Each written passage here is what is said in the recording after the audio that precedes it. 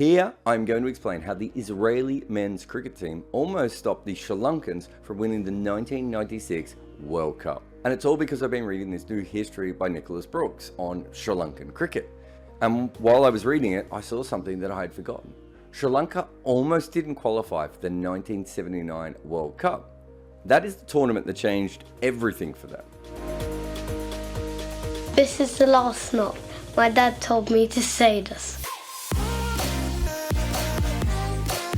To get into that tournament, the non-test teams had to play in the ICC Trophy.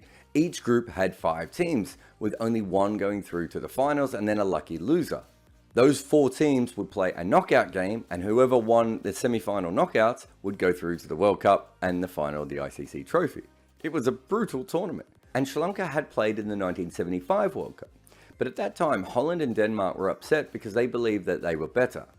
They weren't, as Sri Lanka went on a tour after that tournament to prove that they were the next best team, where they beat East Africa, Holland and Denmark. But quite clearly, there did need to be some kind of a qualification. And it meant that Sri Lanka had to prove that they were the best team again under pressure. And one team who was in the 75 World Cup didn't go so well in the ICC Trophy and didn't even qualify for the semi-finals. That was East Africa, making the 1979 World Cup the only men's World Cup without an African team. So, what happened to Sri Lanka? Well, they beat the USA in the first match, but their game against Wales was washed out. Yes, Wales played on their own before they became the silent W in ECB. Work that one out. The biggest challenge on paper for the Sri Lankans was probably the Dutch at that point, but the Sri Lankans won that easily. So at this point, they had 2 wins and a washout as they approached their last match. The problem was that their final game was against Israel, and their government forbid them from playing that team on political grounds. So Israel took the points, but were already well out of the running for the finals, so it made no difference to them, and they played a club side instead. For Sri Lanka, this caused 2 problems. The first being that many wanted the ICC to kick Sri Lanka out. Remember that cricket had largely been bilateral at this point. We hadn't really had any reason for teams to protest because they had already organised the tour amongst themselves. Of course, there were anomalies, like South Africa. They played all their tests against 3 teams before 1970, England, Australia and New Zealand. And I wonder what skin colour those teams had in common. But while it was probably awkward for some in cricket that South Africa had a racist schedule, there were no forfeits. And it's really interesting that the Sri Lankan government was making such a big deal out of a match that, let's be honest, meant little to kind of everyone in the world. And I don't just mean that because they were associate nations at that time. Like, literally, there would have been no crowd there. No big news story would have been made of this. The game didn't even mean that much to Israel cricket because they hadn't won a game yet in the tournament. The only people that this game meant a lot to was the Sri Lankan cricket community.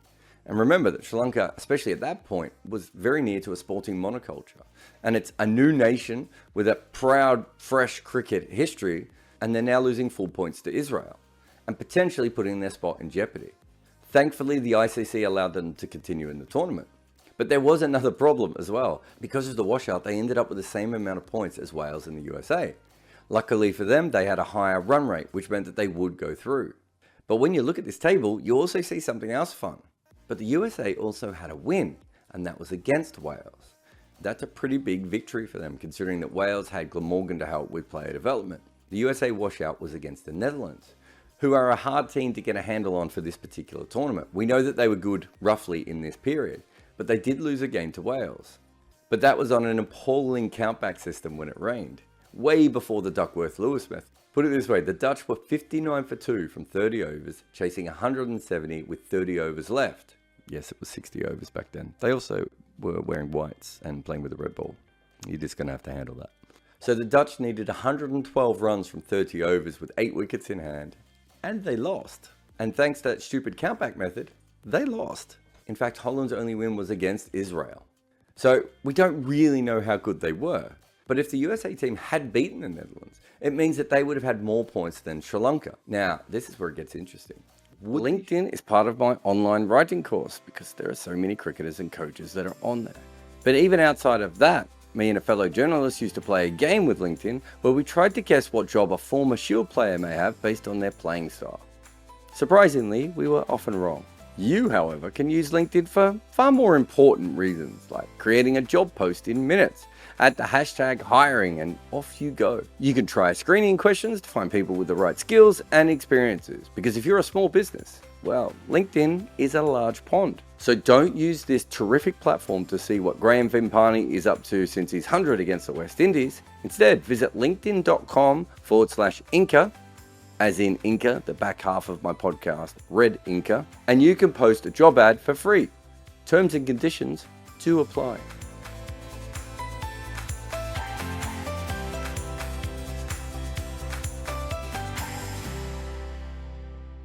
Now, this is where it gets interesting. Would the Sri Lankan government have still made them forfeit their match against Israel, knowing that that meant they would not be in the World Cup? And I honestly don't know. But in the end, the ICC let them stay and their run rate got them through, and they ended up in the semi-final where they took on the Danes. That probably sounds like a pretty easy game on paper, but in truth, the Denmark side was really good at that point. What has happened to Danish cricket over the years is very sad, because they were certainly at this point on that East Africa, Sri Lanka and Holland level. For instance, they had Ollie Mortensen, who took 434 first-class wickets for Derby at less than 24. He and frankly many others were top quality players, but sadly now they produce so few cricketers of that level. But they were when Sri Lanka was playing them. In fact, Denmark was unbeaten in the tournament at this point, and their group was tough. They had Bangladesh and Canada. As East Pakistan, Bangladesh had a taste of Test cricket and also a first-class setup. So compared to a lot of these sides, they had a huge advantage. Canada will qualify for the World Cup and make the ICC Trophy final from the other half of the draw. And looking at this tournament, I would say that Denmark and Sri Lanka were by far the best two teams. And because of that Israel forfeit, they ended up in the same semi-final. And this game was a double elimination. Whoever lost was out of this tournament, and far more importantly, out of the World Cup. And I would love to talk it up, but Sri Lanka smashed Denmark and then went on to beat Canada in the final. Their batting was clearly a different class from all the other teams. However, Canada did make 264 against them in the final. And if you don't know the Sri Lankan story, it's the 79 World Cup that really changes everything. There they beat India, which is really what got them on the instant fast track towards being a test nation. However, this is where the weird butterfly effect takes off in a wild way. Let's go back to Denmark. Because of that Sri Lanka forfeit, they get a tougher run and end up bottling the semi-final. Had that forfeit not happened, their chances to qualify would have been a knockout with Canada, who they had already beaten in that tournament. At the very least, they go into that game as favourites. Instead, they had to play Sri Lanka and they lose. From there on in, Denmark never qualifies for a major event. Their golden generation dries up, and they are currently ranked 37th on the T20 international charts. Now let's look at some other teams. What Sri Lanka did is set up a new template to get a test spot and a seat at the high table at the 79 World Cup. Before that, you had to politic your way into test status. But when Sri Lanka beats India at a World Cup, it rockets them towards status. And major global tournaments get you a lot more attention than beating a touring MCC or test team in an unofficial test. And after Sri Lanka do it, we see other teams follow. Zimbabwe, Bangladesh, and Ireland. So would their stories differ if Denmark and Canada qualify for the 79 event and perhaps go on to lose all their games? Probably, maybe. And I know some of this might seem a bit dramatic because we know Sri Lanka are good. But remember, we didn't then. And let me show you what happens when you never have your big moment. Scotland has produced many test and international cricketers for England. They have a really good, thriving club cricket scene, and for a long period of their history, they have been as good, if not far better at times, than Ireland. And yet it was Ireland who jumped the queue on Scotland. In the 1999 World Cup, Scotland played Bangladesh in what was essentially the best of the rest of that time. Ireland at that point were just nowhere to be seen. Kenya won a World Cup match in 96, but struggled in 99, and Afghanistan hadn't yet played an international game. Yeah, let that one sink in. Bangladesh were in front during Scotland's chase, but they couldn't get past Gavin Hamilton. So Scotland still had a real chance of winning that match, right up until the point when Hamilton was run out at the non-striker's end from the fingertips of the Bangladeshi bowler. So Scotland lose, and Bangladesh win that one, and then win another match against Pakistan, and boom, they're a test nation. Gavin Hamilton goes off to play for England, and Scotland slide. There's no doubt that Sri Lanka was stronger than Scotland, and they probably find their way into the top level of international cricket regardless. But had they missed the 79 World Cup, there would have been consequences for them as a team. And one reason we know that is because in 1968, they missed a tour to England.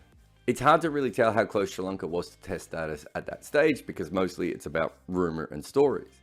But we know by 1968 there was certainly some impetus for them to get status. But because they had no funds to tour England, that pushed them so far back in the queue they were at a bit of a loggerheads with a lot of other teams like Holland, Canada, East Africa, if they hadn't split up, and Denmark. Everyone kind of assumed that these teams were on a similar level. And of course then there's the obvious problem with the private member system, which is what Test cricket was and still is. It's not always what you do, but who you know. So Sri Lanka overcame 68 and they survived 79, and you all know what happens next. However, let's have a look at what would have happened if they didn't make the 1979 World Cup. I think it probably delays their test status. And the later they get into mainstream cricket, the less likely it would have been that they end up as the 96 World Cup champions. They needed all that cricket in the 80s to build their culture and identity, to get miles under their players, to work out what was needed at international level. And I don't think they get that without achieving test status in 1981. By 1983, you could already see the difference. They actually only won 1 of their 6 matches, but they played some great cricket and they were in a lot of games that they just didn't get home in. But if that win over New Zealand in the 83 tournament was their first at World Cup level, and then that gave them test match status, they would have been on a delayed path at the very least. That means that the already slim chances of them winning the 96 World Cup would have almost faded away completely. I think it's one of the great stories of cricket that Sri Lanka won a World Cup only 15 years after getting full status. And so I'm very glad that politics and the UK weather wasn't the reason that that didn't happen. But it's weird to think that one of the few teams that could have actually stopped Sri Lanka from winning that World Cup was the Israel cricket team.